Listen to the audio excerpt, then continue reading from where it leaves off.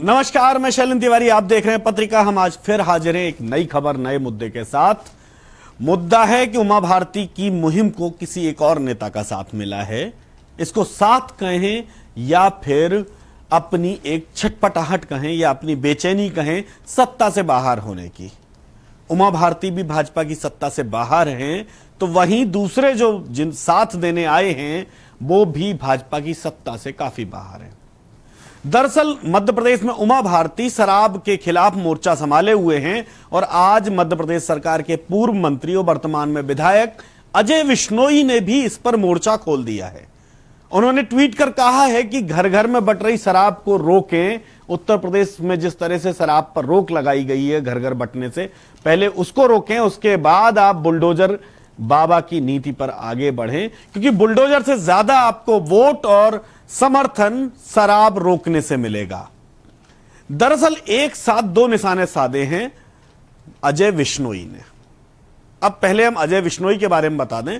अजय विश्नोई मध्य प्रदेश सरकार के कद्दावर नेताओं में से शुमार हैं।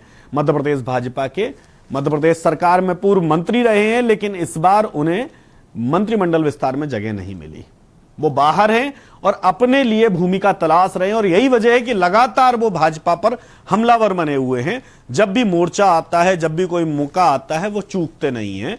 वो अपनी बात ट्विटर के जरिए कह देते हैं। जब मंत्रिमंडल विस्तार हुआ था शिवराज सरकार का, तो उस समय उन्होंने कहा था कि महाकौशल और बिंद अब कभी उड़ नहीं पाएंगे। उड़ इसलिए नहीं पाएंगे क्योंकि इनको सत्ता में भागीदारी उस प्रतिशत में नहीं मिली है जितनी उम्मीद की जा रही थी। उसके बाद उन्होंने एक और ट्वीट किया था। उन्होंने कहा था कि मध्य प्रदेश स्थापना दिवस पर अगर कोई तोहफा होगा महाकौशल के लिए तो वो ये होगा कि रीवा और जबलपुर का प्रभार खुद मुख्यमंत्री अपने पास लें। प्रभार मतलब प्रभारी मंत्री के तौर पर वहां की भूमिका, वहां की जिम्मेदारी खुद निभाएं।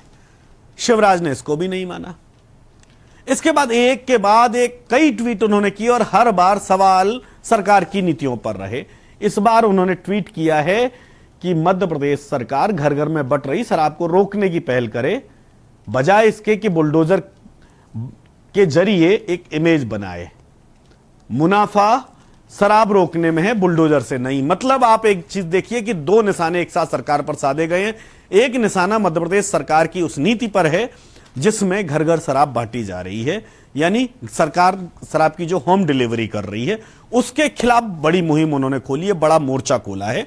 दूसरा जो हमला किया वो खरगोन में जिस तरह से सरकार पर हमले हो रहे हैं, लगातार कहा जा रहा है बुलडोजर बाबा पर, बुलडोजर बाबा के तर्ज पर मध्य प्रदेश सरकार के आगे बढ़ने की बात कही जा रही है। उस बात पर भी उन्होंने तंज कसा है कि इससे आपकी लोकप्रियता नहीं बढ़ेगी, लोकप्रियता बढ़ेगी इस बात से कि आप घर घर में शराब कैसे रोकते हैं। यानी कि वो दो चीजें कहना चाह रहे हैं कि मध्य प्रदेश सरकार सिर्फ इसलिए बुलडोजर का इस्तेमाल कर रही है, जिन घरों से पत्थर फेंके गए उन घरों को पत्थर बनाने की पॉलिसी पर सिर्फ इसलिए काम कर रही है क्योंकि उसको लोकप्रियता चाहिए। तो यह हमला एक भाजपा के भीतर से हुआ है, जबकि भाजपा इसके पीछे अपनी दलील देती है। भाजपा के गृह मंत्री, मध्य प्रदेश सरकार के गृह मंत्री ने कल एक अपने इंटरव्यू में कहा था कि मध्य प्रदेश में अगर किसी भी घर से पत्थर फेंके जाएंगे तो वो अपने उस बयान पर कायम है। वो इस बयान पर कायम है कि जिस घर से पत्थर फेंके जाएंगे उस घर को पत्थर का बना दिया जाएगा। तो दरअसल ये एक इमेज गढ़ने की कोशिश हो रही है मध्य प्रदेश की इमेज की, जहां पर कानून बुलडोजर के जरिए चलता है, जहां पर अपराधियों पर कार्रवाई कोर्ट से पहले पुलिस करती है। लेकिन उससे पहले जिस तरह से विपक्ष हमलावर था कि बुलडोजर से आप फैसले नहीं करेंगे, ठीक उसी तरह से भाजपा के अंदर से बात उठी है।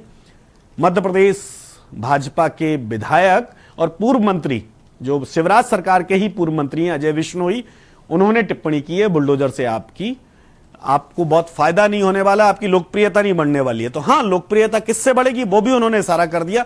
लोकप्रियता बढ़ेगी आपकी शराब को घर घर रोकने से।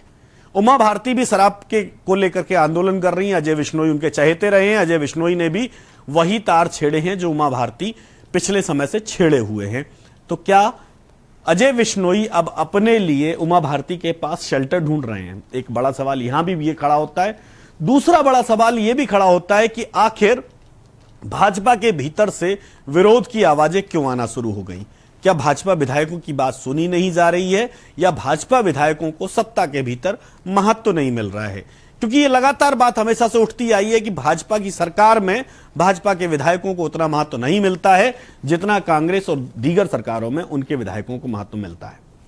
हर विधायक सत्ता में भागीदारी चाहता है और अजय बिश्नोई भी लगभग वही चाहते हैं। अजय बिश्नोई चाहते हैं कि जबलपुर में उनकी भूमिका तय हो, जबलपुर की राजनीति में, जबलपुर की सत्ता में, जबलपुर के प्रशासन के बीच में उनकी भूमिका तय होनी चाहिए। उनको वो तवज्जो मिलनी चाहिए जो एक वरिष्ठ नेता के तौर पर किसी को मिलनी होती है। लेकिन लेकिन लेकिन लेकिन अजय बिश्नोई इस बात से ही दुखी हैं। उनका दुख इस बात का है कि सरकार उनकी है, विधायक सरकार के हैं वो, लेकिन सरकार में उनकी चलती नहीं है। और यही वजह है कि वो अपनी बात लगातार ट्विटर पर बोलते रहे हैं और लगातार हमलावर भी बने रहे हैं और लगातार वो सरकार पर हमले भी कर रहे हैं। ये कोई उनका पहला हमला नहीं है, इससे पहले भी कई ट्वीट के जरिए वो सरकार पर बहुत सारे सवाल खड़े करते रहे हैं। वो मंत्रिमंडल विस्तार से लेकर के रीवा जबलपुर के प्रभारी मंत्री बनने तक की मांग शिवराज से कर चुके हैं और उसके पीछे वो धीमे धीमे तंज कसते हैं, अपनी बात कहते हैं। लेकिन इन सब के पीछे कहीं ना कहीं जो राजनीतिक पंडित तलाशते हैं तो वो तलाशते हैं अजय बिश्नोई के भीतर छुपी हुई छटपटाहट, वो छटपटाहट जिसके जरिए वो मध्य प्रदेश की सत्ता में अपनी एक बड़ी भूमिका चाहते हैं। उनको बड़ी भूमिका मिलेगी या नहीं मिलेगी आने वाला वक्त बताएगा, लेकिन एक बात तय मान करके चलिए कि भाजपा के भीतर एक धीमे धीमे जो एक बवाल है, जो एक विद्रोह है, वो सुलग रहा है। अकेले एक विधायक नहीं, कई और जगहों से ये आवाजें उठ रही हैं। दरअसल डर इस बात का भी है कि जो सिंधिया के साथ लोग आए हैं, अगर उनको सरकार या भाजपा अपने सर माथे बिठाती है तो उन जिलों में, उन विधानसभा क्षेत्रों में पार्टी कैडर का क्या होगा, पार्टी के उन लोगों का क्या होगा जो लगातार कई सालों से, दशकों से, पीढ़ियों से इस पार्टी के लिए काम कर रहे हैं। तो बहुत सारे सवाल है, सरकार के लिए मुश्किलें भी बहुत है और आने वाला वक्त उनके लिए चुनौती भरा भी है कि आखिर वो कैसे इस तरह की चुनौतियों से निपटेंगे, खासकर जब अजय बिश्नोई जैसे उनके कैडर के नेता, उनकी पार्टी के दिग्गज नेता अगर अपनी सरकार पर सवाल खड़े कर रहे हैं तो या तो मुद्दा गंभीर है या फिर सरकार में उनकी सुनी नहीं जा रही है। अगर मुद्दा गंभीर है तो सरकार को इस पर टिप्पणी करनी चाहिए, बात करनी चाहिए। लेकिन यह अलग मुद्दा है कि अजय बिश्नोई के ट्वीट पर सरकार या सरकार के लोग तवज्जो नहीं देते हैं और यही वजह है कि लगातार अजय बिश्नोई अपनी बात करते चले आ रहे हैं। और ये अजय बिश्नोई अकेले नहीं है, कई भाजपा के नेता हैं जो सार्वजनिक मंचों पर बोल रहे हैं और कई ऐसे भी हैं जो सार्वजनिक मंचों के बजाय पार्टी फोरम पर बोल रहे हैं कि उनकी बात नहीं सुनी जा रही है। खैर, ये आने वाला वक्त बताएगा कि शिवराज सरकार में विधायकों की हैसियत और भाजपा नेताओं की हैसियत किस तरह से तय की जाएगी, किस तरह से उनकी भूमिका तय होगी, किस तरह से उन्हें राजनीतिक मुनाफा और नफा मिलेगा। लेकिन अभी सवाल यही है कि सरकार को अगले चुनाव में जाने की तैयारी करने में 1.5 साल का समय बचा है। इस बीच में सरकार क्या ऐसे असंतुष्ट नेताओं के लिए कुछ संभावनाएं तलाशेगी, कुछ नई भूमिकाएं तलाशेगी? ये बड़ा सवाल है और इस सवाल को हम आगे भी खोजते रहेंगे, आगे भी इस पर चर्चा करते रहेंगे। तो आप बने रहिए पत्रिका के साथ, हम फिर मिलेंगे, फिर हाजिर होंगे एक नई बहस, एक नए मुद्दे, एक नए सवाल के साथ। नमस्कार।